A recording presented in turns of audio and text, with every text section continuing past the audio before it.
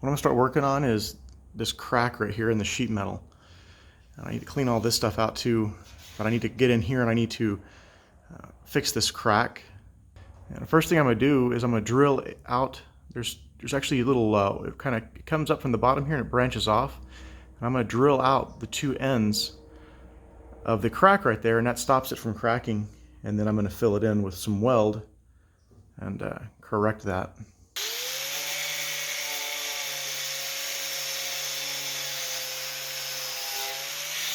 So you can see the wire wheel got in there nice and deep and got all that cleaned out. And you see the crack right there. And it looks like it didn't actually branch off twice. It looks like it's just one spot. But I'm going to go ahead and drill the end of that crack and then fill it in. Just going to use a little tiny drill bit. That way I can get in there and the crack will not continue in the future. You go right here at the very edge of it, the very, very tip. So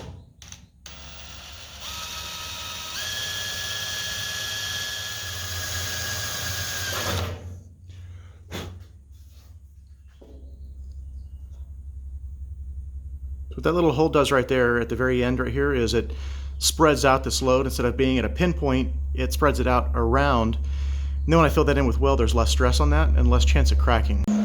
Got distracted, I forgot to record. So I started laying beads down, just popping it little by little, bouncing all over the place just like I did with everything else. I'll clean that up, and once I get the rest of this filled in, I'll smooth these out and then see where I'm at. Still need to get in here. I got some spots right in there. The rule of thumb with welding sheet metal is if it gets too hot for you to touch with your bare hand, it's too hot. So right now the metal is warm, but I can hold my hand on it. And that's how you keep it from getting too hot, that it doesn't warp.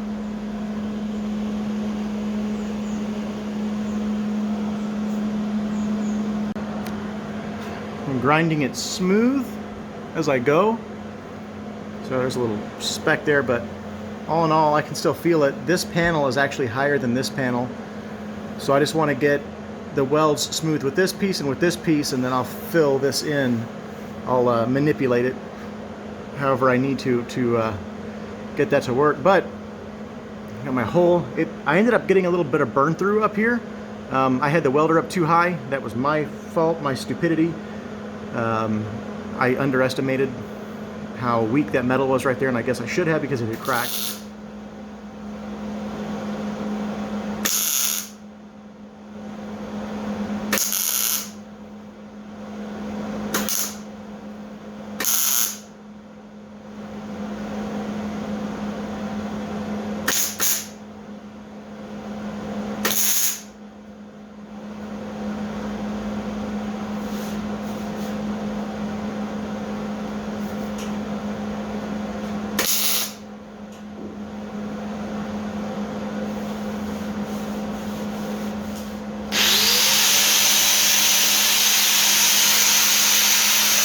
Okay, so I've got that filled in.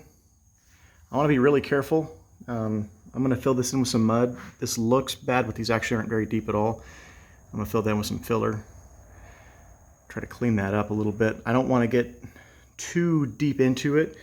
Like when I did these, this is the corner down here at the bottom. I'm going to have to fill that in a little bit too. I don't want to get it super smooth, because it gets it really thin. All the surrounding metal gets really thin, and I don't want to break through all of that and weaken it. So this will be good enough. It's otherwise very flush. Like I said, the top is ever so slightly taller than the bottom. But these are not, I don't need to fill all this in with weld. That's, all the holes and everything are actually filled. And then what this is just where the metal starts to kind of bend in a little bit. And I don't have it completely welded down there, and I can add more weld to this, but that's putting more heat, more chance of blow through. So I'm just gonna call this. I'm gonna slap some mud on there and then start doing some body work and get that filled in, see what it looks like. Okay, got all that smoothed out. Had some high spots I had to deal with. but it looks good. It's all flush now. Of course, won't know until I actually get some paint on it. I'm out of materials. I need to get some painting materials now, but that's where I'm at.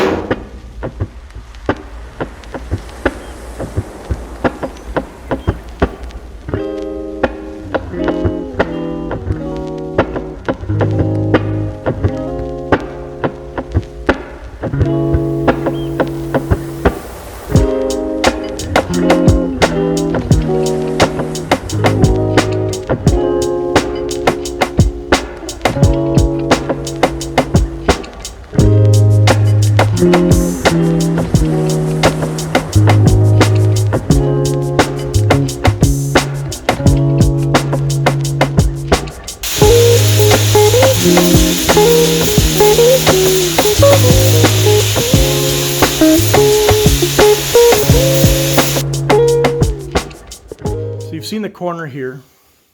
I got that in, it's pretty smooth. If you touch your screen right here, just go ahead and feel that. I'll give you a minute. Yeah, little tiny high spot. Not that big of a deal. It'll show in the paint if I don't get it down, but I don't know if it's a high spot or if I just sanded so much that the filler went low. I can't quite tell. Having a hard time, but I think the filler actually went low right there. So I'm gonna skim coat all of this before I finally make any kind of decisions as far as what to do. I don't want to pound and beat on a bunch of metal if I don't necessarily need to. Had a little dent right there. I fixed that before I did the rest of this. It's not so bad. I'm going to try to fill in or fix that body line right there. It was kind of bent out a little bit. I was able to push it in, and it's a very, very low dent. Looks bad, but can I think it'll fill in just fine. All of this here, this is days of work. All of these spot welds, just spot. There's a couple places, for instance, right here, it's a little porous.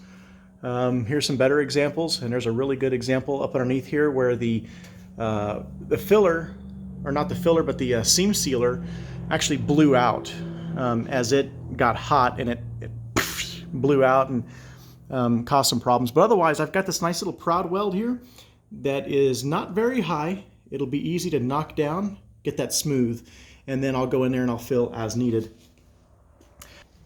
The fuel hole, the gas hole's filled up, and then I've been working on these corners and all along the back right there.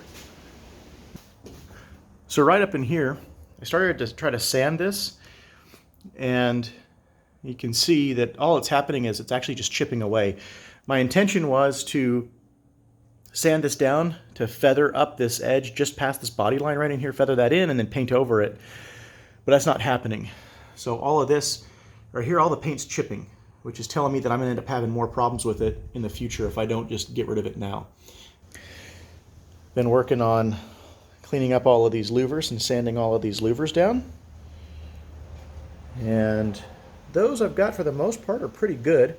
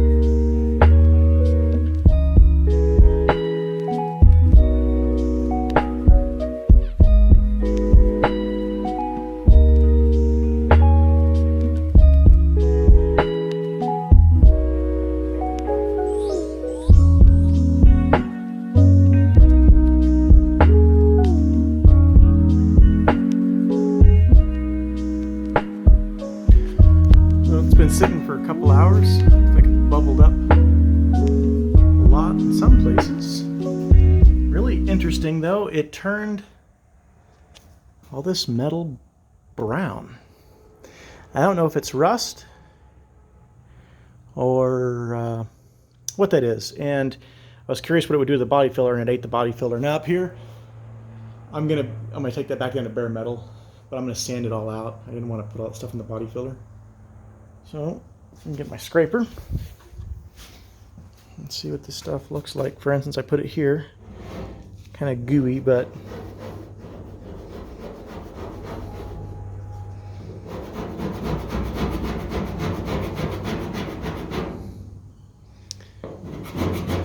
still gonna be some elbow grease. I'm gonna have to hit that again, I think. It says that it could take a couple of coats.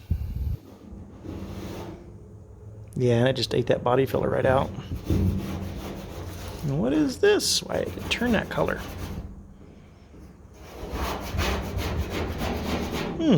Anyway, I'm gonna have to hit all this again. Let's see what this top looks like.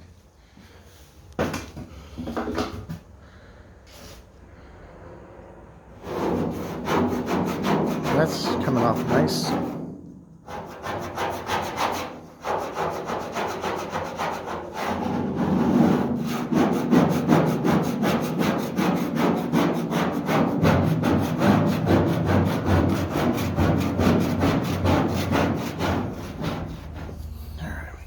Second coat. See how we're looking. Oh yeah, that looks good.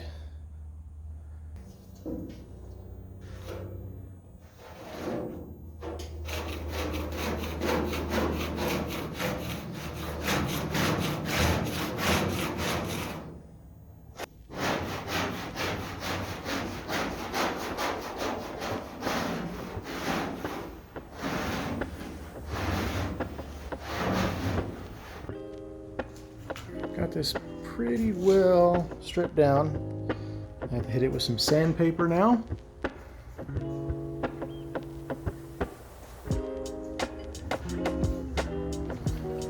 Now get all of that sanded down, taped off, and try to get some more epoxy on there to seal it up so it doesn't rust up on me. This is the culmination of 4 days of stripping. 5 days of 5 days of stripping. But I've been working on this. So get this with a DA, sand it down, and then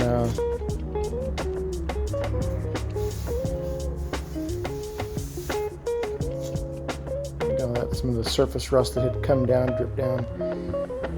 And that is where I'm at right now. So hopefully the next time you see this, it'll be going up in epoxy, primer, and paint. That'd be cool. Even if it's not the whole truck, even if it's just this portion of it, I'd like to get it into some paint and get the cab sealed up.